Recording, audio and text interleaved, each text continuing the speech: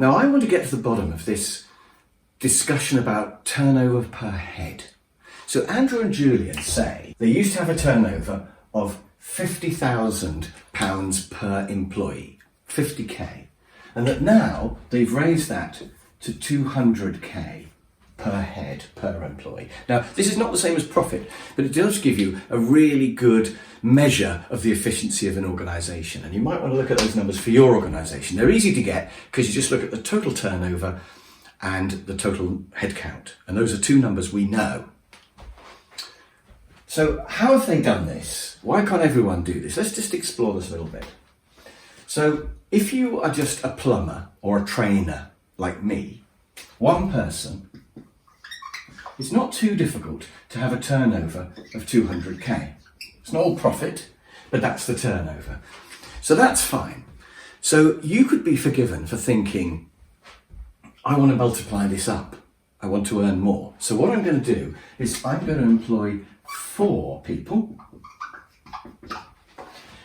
And that's not just going to be 4 times 200, but I reckon if I give them admin support, I can get that to be 300 per person, because they'll be doing fully training or plumbing or building or whatever it is.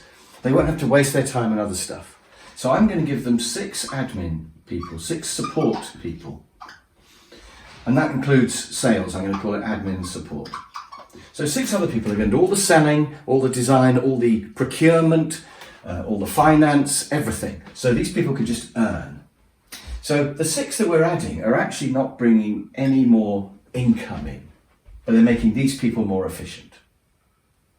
So what we've got then is we've got 10 people and we've got a turnover 4 times 3, which is 1.2 million. I'll call it 1200k.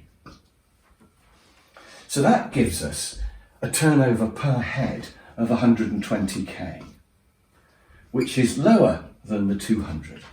But we don't mind, because we've got 10 times that lower amount. So we've got 1200 turnover compared to 200. Now, you may say, well, turnover is vanity and profit is sanity, but maybe we make more total profit from doing this. So maybe this 200k here is leading to a profit of, say, 150k. And this we can look at in a couple of ways. You know, maybe these 4 people are earning 300 each, and maybe they're making a profit of, say, 250 each, which times 4 is 1 million. So we're making 1000k from these 4. Of course, we have to pay for our costs, so that's a problem. So it could well be that when we've paid for our costs, we're not making such a big profit. Another way to look at it is that if the 10 people have got a turnover of 120k each, maybe that's about 80k profit for each one. And we've got 10 of them, so we could be making 800k if we do that. So although the profit is 80k per head and not 150, because we've got 10 people doing that, we're going to make more money in the end. So things become less efficient when you multiply them up, and we'll come to why in a moment, but we make more profit in total, so maybe that's all right. Of course, what actually happens is that these people's output isn't 300, it's not even 200, it tends to be more like 150, because they're so fed up with all the politics and bureaucracy and the fact that sales sell things that they can't make and all of that. So they end up doing 150, so you actually end up with 4 times 150, which is only 600. And so you end up with a turnover of only 60k per person, which is roughly what Andrew and Julian were finding, and which a lot of companies find. And then if you do that, the profit starts to get really low, because if you've got a turnover of 60k, you're probably only making a profit of, say, 40k per head. So you're making 400k profit. You're still making more than you would have done if you only had one person, but you're really close to the line. If you're making 40k per head, that can easily become 20 or even 0 if you have fluctuations in material costs, energy costs, wage rates, etc. Now, why do things become less efficient? And it's because the admin starts to increase, and these people are not adding any value. Now, why would we ever go for this model? And I think there are 3 reasons why we might go for this model, and that's why we do. Every company seems to work in this way. is firstly that we have a belief that the 4 people who are doing the training or the plumbing actually can't do the other things. They can't sell, they can't do finance, they don't know how. So that's the first reason why we might do this.